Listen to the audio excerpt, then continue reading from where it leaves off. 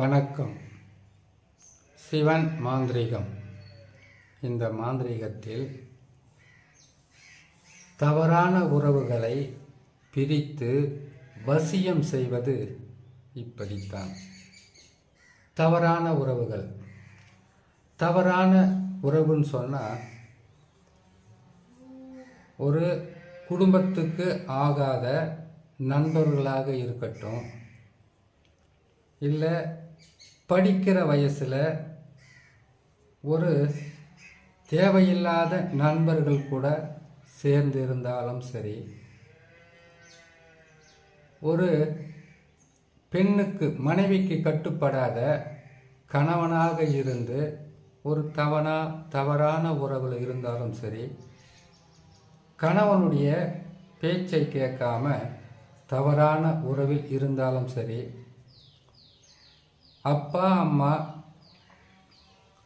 அப்பா அம்மானுடைய பேச்சை கேட்காம இந்த உறவு வேணாம், அது குடும்பத்துக்கு சரி இருக்காது, அந்த உறவை விட்டுட்டு விலகிவான்னு சொன்னால் விலக மாட்டாங்க.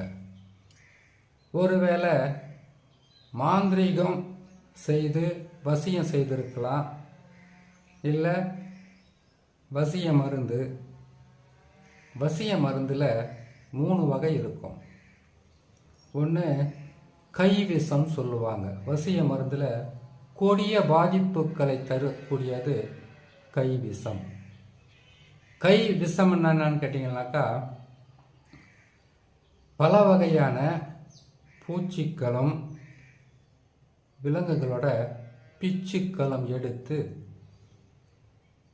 அதுக்கு ஊசிகாந்தம், முன்வொட்டி பின்வொட்டி, அதுக்கப்புறம் சில விலங்குகளுடைய பிச்சு, குழியான, பின்துடாரி, இப்படி தொட்டால் சுருங்கி, நிழல் பட்டால் சுருங்கி, நிலா சுருங்கி, முன்வொட்டி பின்வொட்டி, இப்படியெல்லாம் சில பூச்சிக்களை வச்சு செய்கிறதும் உண்டு.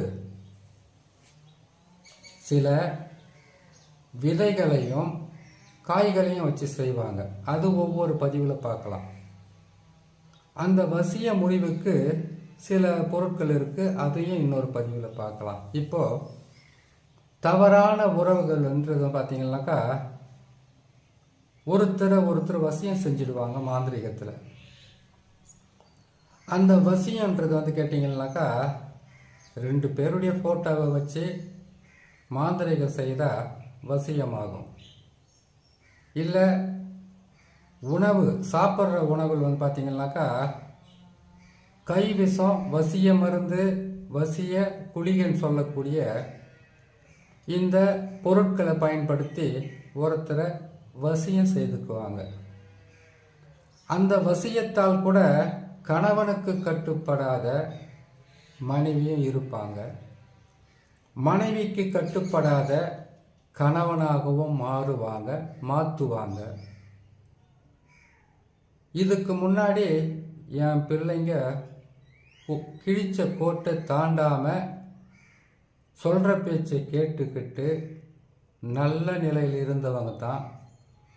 ஆனால் இப்போ எதுக்கெடுத்தாலும் எதிர்த்து பேசுகிறாங்க, மன கஷ்டப்படுற மாதிரி பேசுகிறாங்க. அந்த உறவு வேணான்னா அங்கே தான் சேர்றாங்க.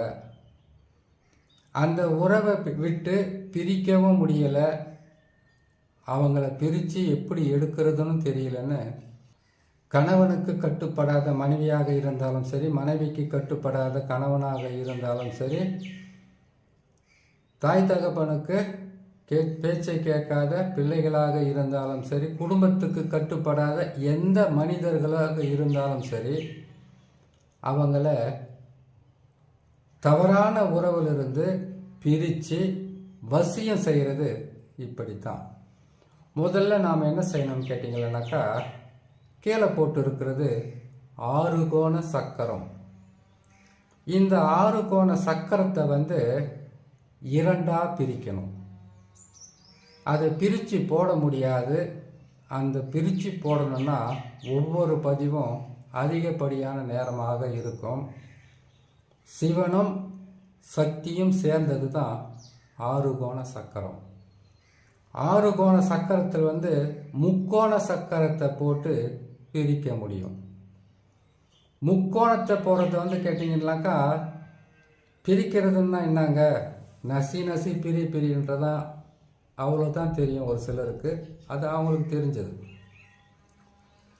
பெண்ணை பிரிக்கணும்னாக்கா முக்கோணத்தை அப்படியே திருப்பி போடணும்.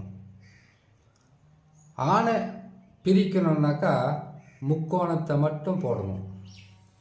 இந்த ஆறு கோணத்தையே 8 வகையான மாந்திரீகமாக செய்து அஷ்ட கர்மத்தையும் பயன்படுத்த முடியும்.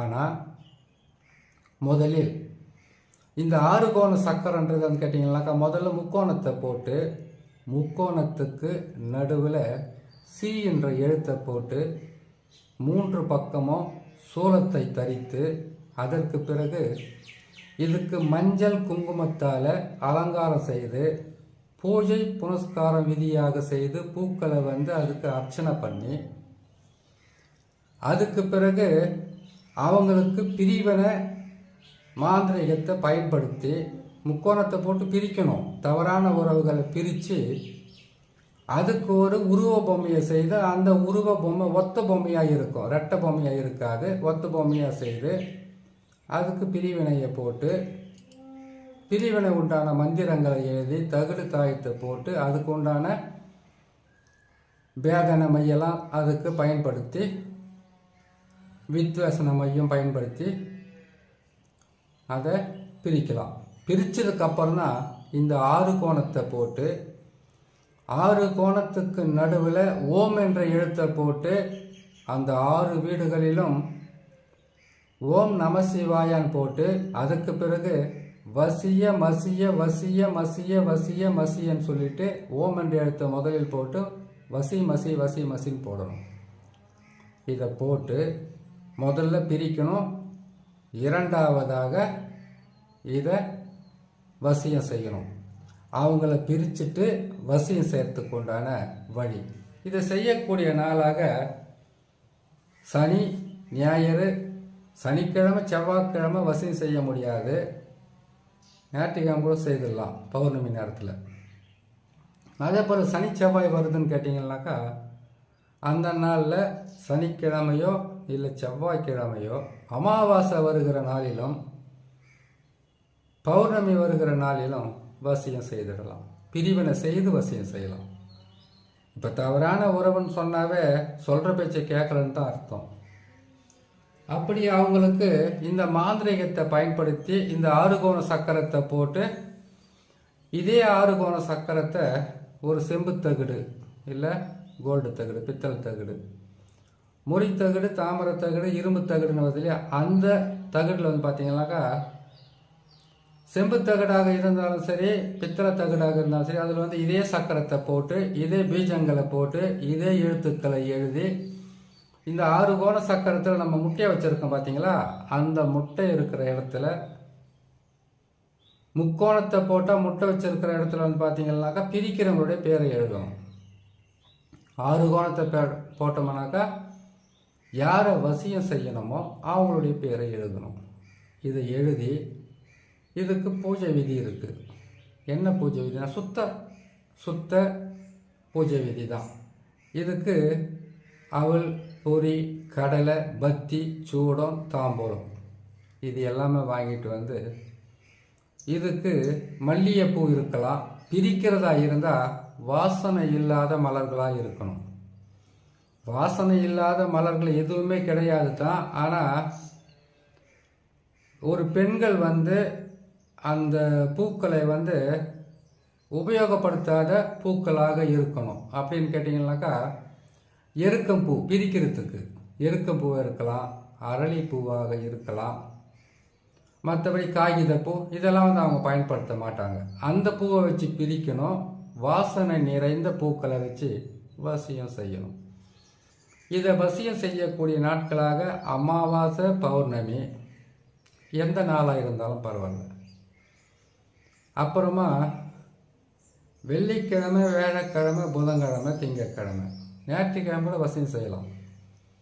அப்படி வசியம் செய்தால் ஒரு பிரிவினையை செய்து அதற்கு பிறகு வசியம் செய்யலாம். இந்த வசியத்தை செய்யக்கூடிய நாளை சொல்லியிருக்கோம்.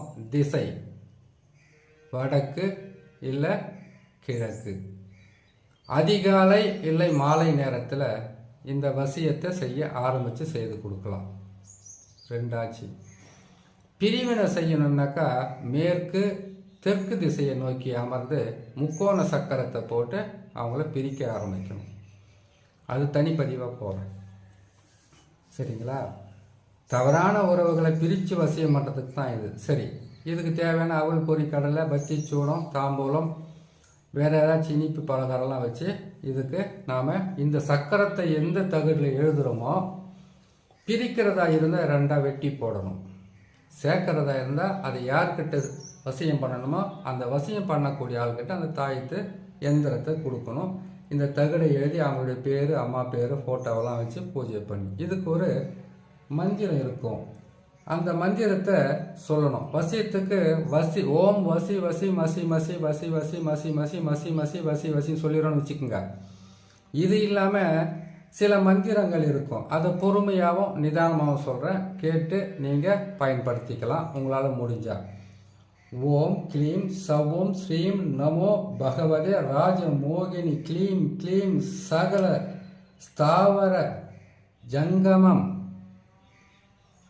ஜங்கமம் ஐங்கமம் மாமாவசம் குரு குரு வசி வசி குரு குரு ஸ்வாக.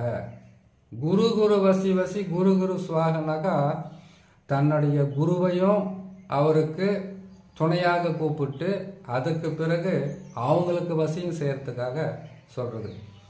இதில் பல வகையான குரு மந்திரமோ பல வகையான மாந்திரீகத்துக்கு தேவையான மூலிகை முதல் கொண்டு எந்திரம் மந்திரம் சாபனிவர்த்தி மந்திரமெல்லாம் இருக்குது. ஒவ்வொரு பதிவாக போடுறேன், கேட்டு பயன்பெறுங்க.